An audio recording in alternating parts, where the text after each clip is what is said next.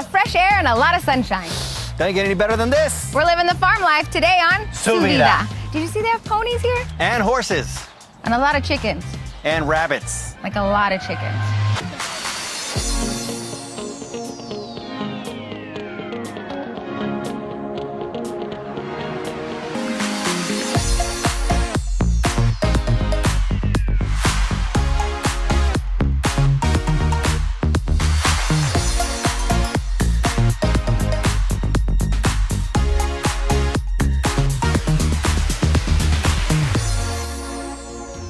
Welcome to Vida Your Life. I'm J.R. Cardenas. And I am Vanessa Ramirez. And we are officially celebrating fall, and what better way to celebrate the harvest season than with a trip to a farm? Oh yeah, we're in Glendale, Arizona at Tolmachoff Farms, celebrating the Pumpkin Days and Crazy Corn Maze celebration. There's so much to see and do here. Your kids are gonna love it. Not only your kids, but your kids too. Yeah, but first order of business is to find the perfect pumpkin. And while we do that, you take a look at this as this one-of-a-kind farm where we can get eggs the size of pumpkins. Well, a small pumpkin. Take a look.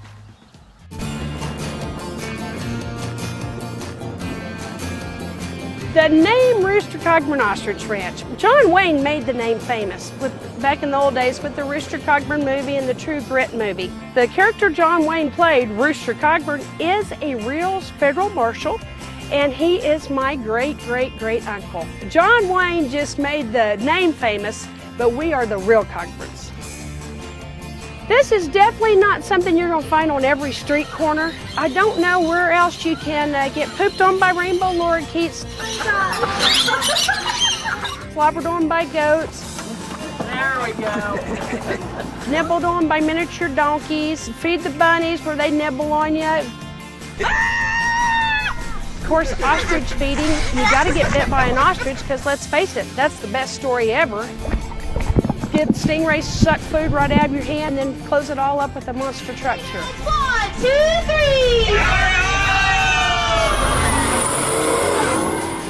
So it's not what you find on your normal street corner, that's for sure. Now we've become known as one of the top 10 roadside attractions in America. Larry, the cable guy, came out and filmed with us, lots of different celebrities. So it's really been a fun thing and a good thing for Arizona. 1, 2, 3, go! We feel like we are spreading joy. It's a fun place for all ages. Adults come here thinking they're bringing their kids, and then the adults all turn into kids. Everyone gets to come here, and for just a little bit of time, they get to forget their problems. And that's what it's about. We get lots of different languages, and I can tell you one thing, when you're dealing with animals, there's the compassion that comes out in people, and it just brings something special out in people. That is a universal language. You don't have to speak the same language, you get it. And I love that.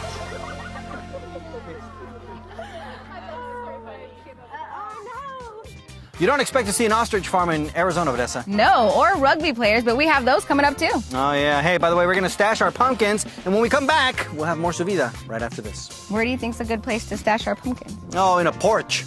Oh yes, in the front yard? Yeah. After you carve it? Yeah. For more great videos highlighting all that's happening across Arizona, visit yourview.com. You're watching Su Vida, Your Life, brought to you by Chicanos por la Causa.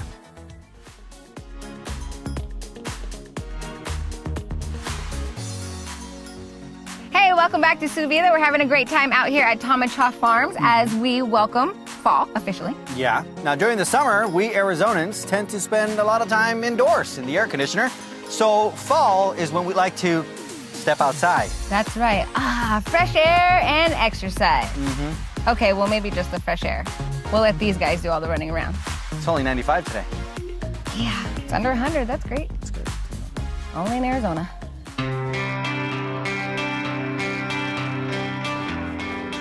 My name's Dan Shoemaker. I'm the head coach of the Arrowhead Berserkers Rugby Club. We're based out here in Peoria, Arizona. Ball here.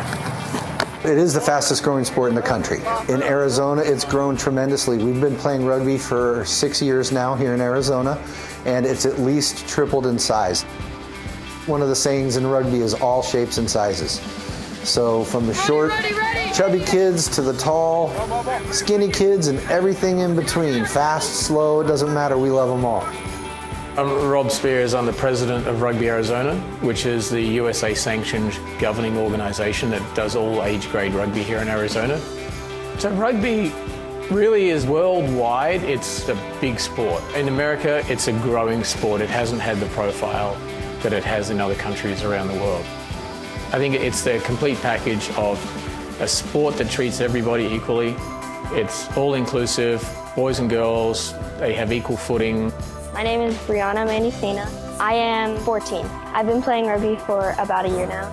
I really like rugby. I think it's a really good sport to play if you want to play football, but you don't want to have all the pads and stuff. A lot of people do ask me what sport I play, and I do say rugby, and they're always like, do you play rugby? And I was like, yeah, it's really fun to play, you should join. Arizona being quite warm in the summer times, we don't play year-round. It's just we can't handle it. So rugby in Arizona concentrates itself as a winter sport, starting late fall and finishing early spring. I would say football is the #1 sport in Arizona. But I do see players that are leaving and switching over to rugby for different reasons. One of the big ones is everybody gets to run with the ball. So that's a big deal for a lot of the players. There's no stars or anything like that. It's definitely a team sport. I'm Jackson Gray. I played mostly scrum half on the club team and outside center. I used to be only football. No other sport was on my radar. Then rugby came around and I'm not even playing football anymore. I've been playing rugby about 6 years now. It's quite rare to find a rugby player here, but it is growing. It's getting bigger. We got a good base here, but we want to grow the sport and just increase the level of play. We had 90 kids in the club last year, and it's cool to see that a lot of them are doing it for the first time. There's quite a few that have been doing it for a few years now, and the passion they've developed for the game. And they say, like, a couple of them are like, oh man, I'm going to keep playing rugby forever, and you know, my football career is going to finish at high school, but I'm going to keep playing rugby forever, and this is great, I love the game. And I think, okay, that's the next generation right there that's going to carry the torch, because someone's got to carry the torch. Rugby, that's a fun sport to watch. Yeah. But very hard to play. How about a sport that's as easy as falling off a horse? How about one that's as easy as jumping out of a plane? Ooh, that sounds dangerous. Take a look. Kiwi, relax. The hardest part about skydiving, I think, is the mind game. The waiting, the sitting around right here doing the paperwork, watching the videos, thinking about it. The moment the door opens and you leave, all that anxiety is gone.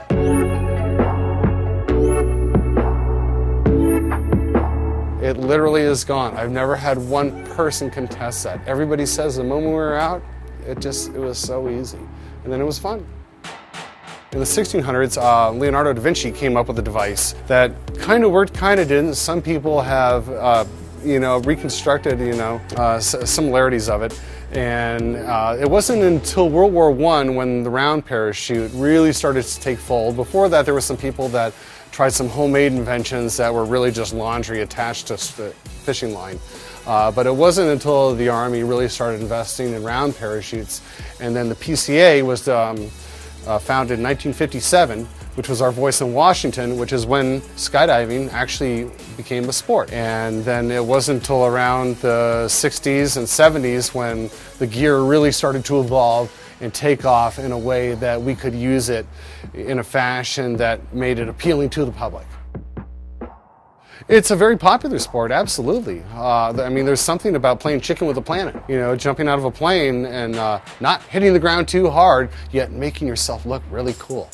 People talk about it being dangerous. I personally have more golfing injuries than skydiving injuries. That's not a joke. I'm dead serious. My first jump was on Memorial Day. 1992, and this is what I've been doing for the last 25 years. I've made a career out of it. I've traveled around the world, jumped in 22 different countries, accumulated almost 18,000 jumps. I'm a national champion from the early 2000s. These days I work with students doing tandems, and it beats a desk job. You know, JR, if I had to choose between rugby and skydiving, I would choose neither. This is all the exercise I need right now. Yeah, I know. Hey, walking is a great exercise. But walking through a maze, that's even better. Yeah, sounds like a lot of fun. So stay tuned because we'll be back with more Vida from Tolmachoff Farms right after this. Ready? Yes. Let's get lost. Woo! We're gonna be the children of the corn. Oh! Having fun exploring community, culture, food, y más with Vida? Head on over to yourview.com for more videos. Before the NFL, before college ball, every star athlete played under the Friday night lights. Catch the stars of tomorrow on the field today on the high school football game of the week, now in its 36th season on Your View, Arizona. Welcome back to Vida. I am Vanessa Ramirez. And I'm JR Cardenas. Hey, we're celebrating the beginning of fall with a trip to the farm. Yep, that's right. We're at Tolmachoff Farms in Glendale, Arizona. And one of the fun things to do here is walk through their 6-acre corn maze. Mm-hmm. You know what? We've been walking for so long, about 6 days. We're lost. I'm hungry. No, we haven't. And you're always hungry. But I think we do need a little help. Yeah. Hey, speaking of help, the Los Abogados Hispanic Bar knows about help. Yeah. About lending a hand. Take a look. And let's get out of here. Let's see. Let's go this way, Vanessa. We just came from that way. No, listen to me. You women have no sense of direction. Go this way. Please, guys don't ever ask for directions. This is why they kill women first in scary movies. That's because we run and we fall.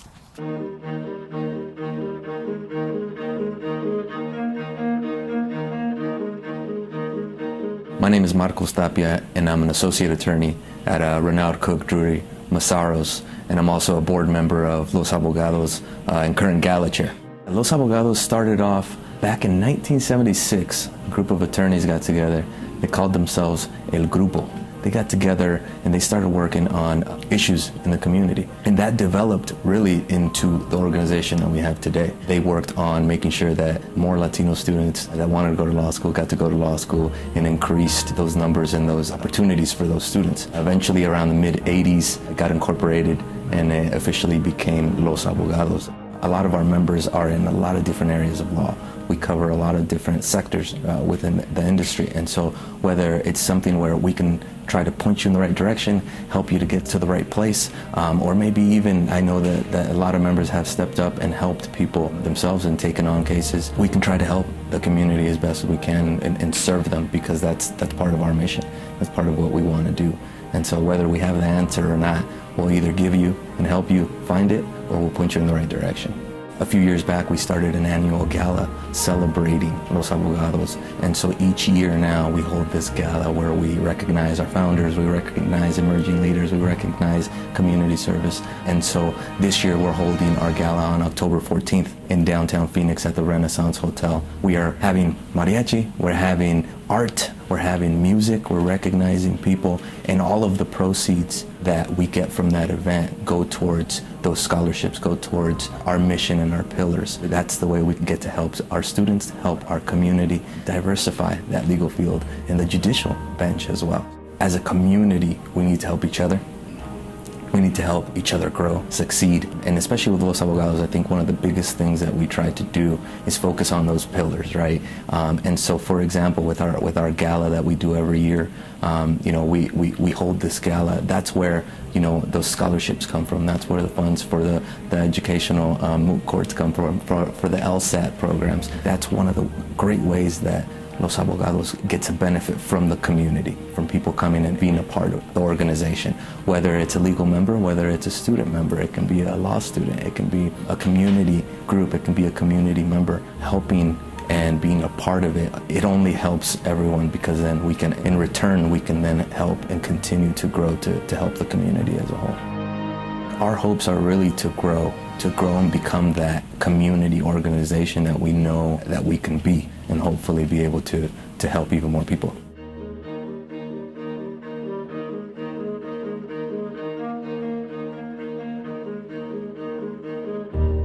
Hey, JR, next time maybe we should do the mini maze that they have for kids here. It's a lot easier. Oh, no, you know what? We should do the creepy one, the one that rumor has it was built on top of a cemetery. Oh, no, I did that last year and it was so scary. Of course, a lot of fun, but they have the chainsaw guy. Jason? That guy. Is that Jason? I don't know. Hey everybody, welcome back to Vida. We're at Tolmachoff Farms, and this is a great place to bring your kids so they can enjoy some time outside and to see how much work goes into growing your own food. Yeah, and just like everything else, technology is changing things. but it's making the farm life a little bit easier. Yeah, that's right. And to some degree, every career involves science. Except ours. Okay, maybe not. But these kids are learning all about it at the SciTech Festival. Check it out. Hi. I think he likes you. I think so too.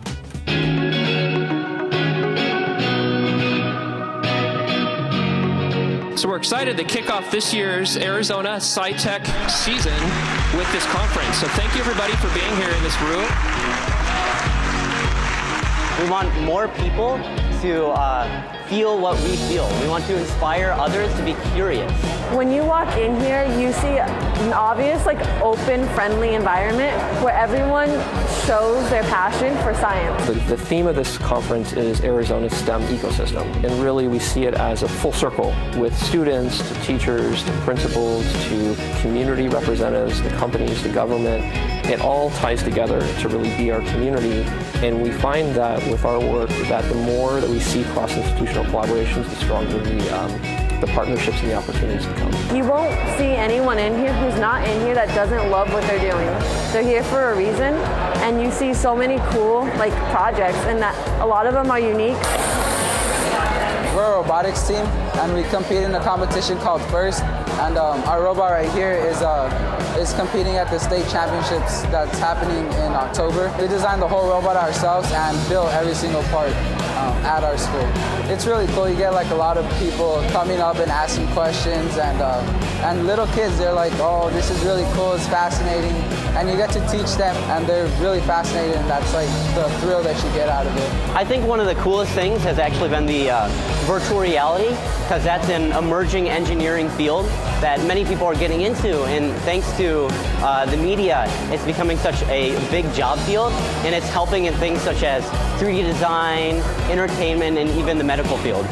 So STEM, the acronym stands for science, technology, engineering, and math. And there's a lot of different ways that people might interpret STEM. From our standpoint with Arizona SciTech, we see it as a convergence of the different lenses that one might approach the world as a problem solver, approaching of science, using technology, tools to really look at problems and really make solutions for our world.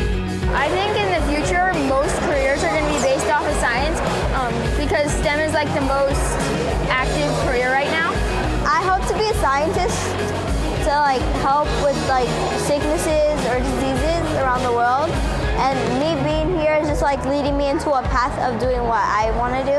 I want to be a neurosurgeon. I want to attend Hopkins University. That is my passion and dream. We're fortunate for some amazing sponsors, and Cox Communications has been with us the entire time since we started Arizona SciTech, and it helps to inspire the next generation and the current generation to see what type of science and technology is all around us.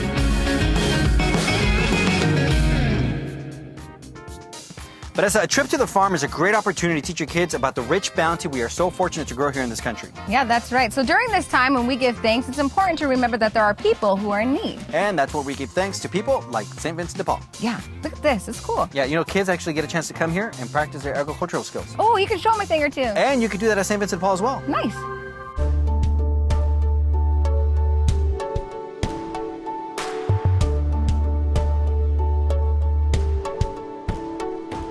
St. Vincent de Paul was actually founded first in 1833 in Paris, France, when a young man by the name of Frederick Alzenham took a food box and started giving food to the needy.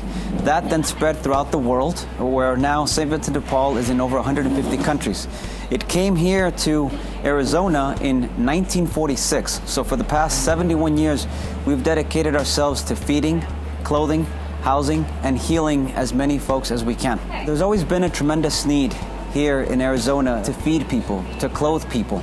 And so St. Vincent de Paul was founded originally with the intention of providing services to individuals who happen to be experiencing a hard time. The weight upon my shoulders is suddenly lifted.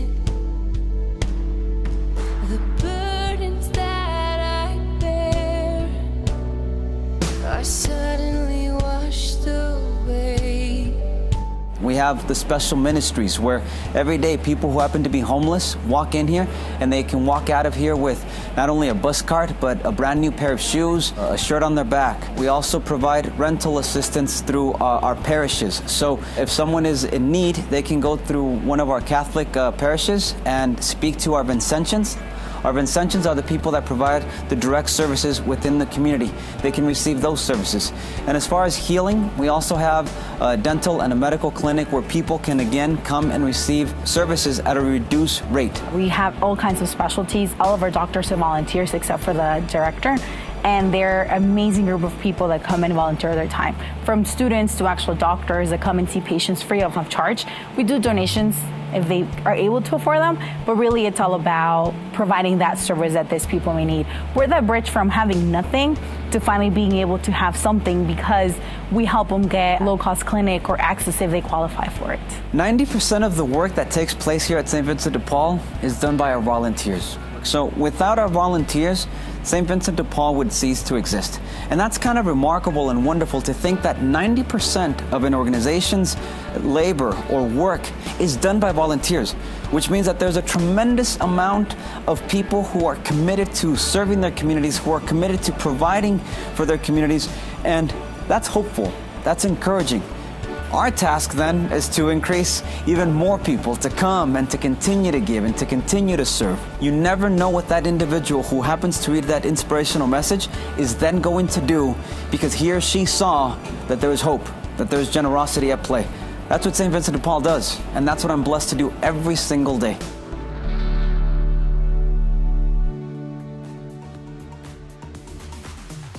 Hey JR, I really love how the community comes together because did you know that Tolmachoff Farms donates their produce to St. Vincent de Paul?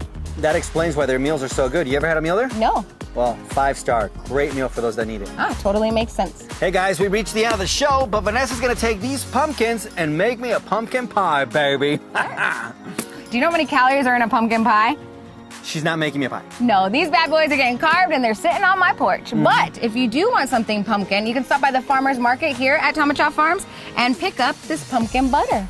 Nice. Or if you want to be a man and grow some chest hair, how about this ghost chili salsa? It's available here. You can purchase it and enjoy it along with a plethora of other things. Well, you better start working on that one. I have chest hair. We want to say thank you to Tolmachoff Farms. We had a great time out here today. Yeah, we'll see you next time here on Vida. Bring your kids. It's fun for everybody. All right, sounds good. You must eat a lot of this then. Very funny. Didn't you say you're allergic to pumpkins? I am. I can't eat that.